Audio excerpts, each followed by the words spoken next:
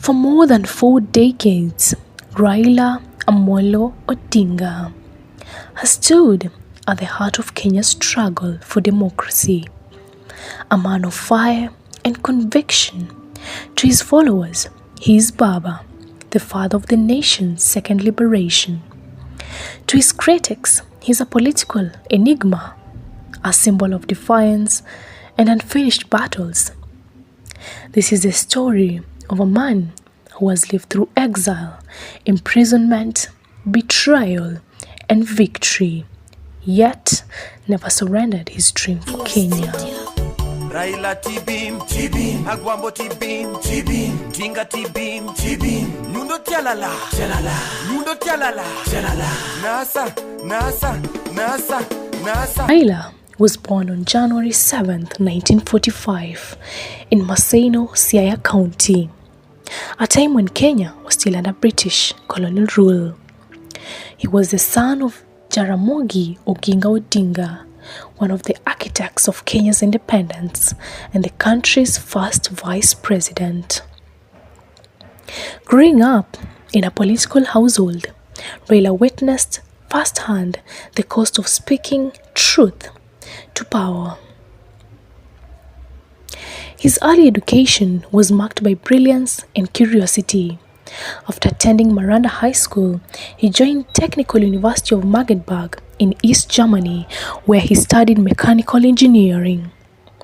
In Germany, he exposed to socialist ideas and Pan-African thoughts, values that would later shape his political philosophy. When Raila returned to Kenya in early 1970s, the country was under that tight grip of President Jomo Kenyatta's rule, later succeeded by Daniel Arap Moi. Raila worked as a lecturer at the university. It seemed was his destiny. In August 1982, a group of Air Force officers attempted to overthrow President Moi. The coup failed, but Raila was accused of complicity.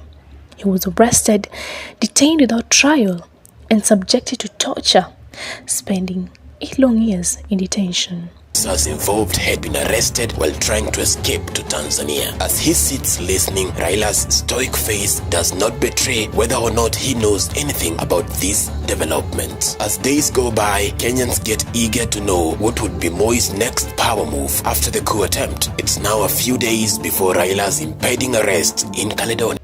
Isolation, darkness, silence. Yet Raila refused to break. In those prison walls, the idea of a free Kenya burned even brighter. To detain me, we were released in the court, taken down to the cells. The 1990s marked a turning point. With growing calls for democracy, Raila joined hands with pro-reform leaders like Kenneth Matiba, Charles Rubia, and his father Jaramogi to demand an end to one-party rule. He co-founded the Forum for the Restoration of Democracy (FORD), a movement that gave birth to multi-party politics.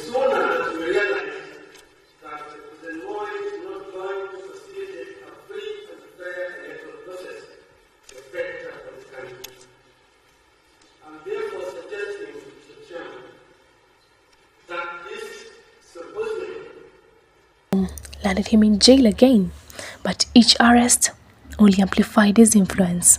He became the voice of the oppressed, the youth, and the working class. By the dawn of the new millennium, Raila's political career had evolved. He became Minister for Energy under President Moi, a surprise alliance that many saw as strategic. Crucial role in uniting the opposition under the National Rainbow Coalition (NAC), leading to Mwai Kibaki's historic victory. His declaration, Kibaki Tosha, changed Kenya's political landscape forever. It marked the end of Moi's 24-year rule and ushered in a new era of hope. Despite the controversies and election disputes in 2007, Raila accepted the role of Prime Minister under a coalition government, showing maturity and leadership during one of Kenya's darkest moments. Prime Minister, the Honorable Raila Amollo Odinga. March 9, 2018, Kenya watched as two political rivals, Raila Amollo Odinga and Uhuru Kenyatta, shook hands, ending months of post-election unrest. The handshake became a national symbol of reconciliation and peace. Through the Building Bridges initiative, Raila pushed for constitutional reforms, seeking inclusion, equality, and good governance. Although the initiative was later halted by the courts, it reflected his continuous vision for more united Kenya. Recess, because it was half time. Wachezaji wanarudi kwa kiwanja. Nobody can stop reggae. Despite multiple attempts at the presidency in 1997, 2007, 2013, 2017, and 2022, victory remained elusive. But for Raila, leadership was never just about the title. It was about the journey, the struggle, and the cause.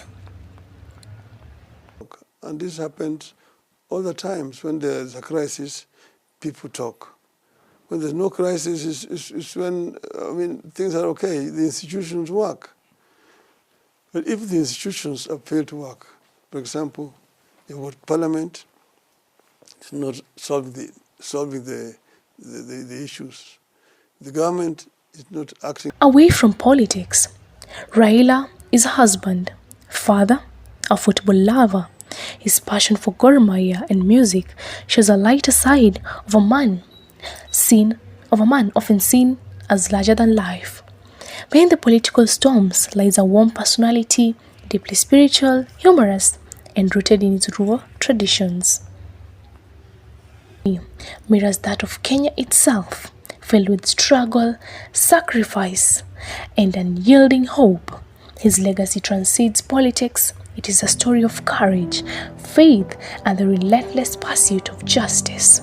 Whether history remembers him as a president or not, his name will forever be etched among those who dared to dream for Kenya.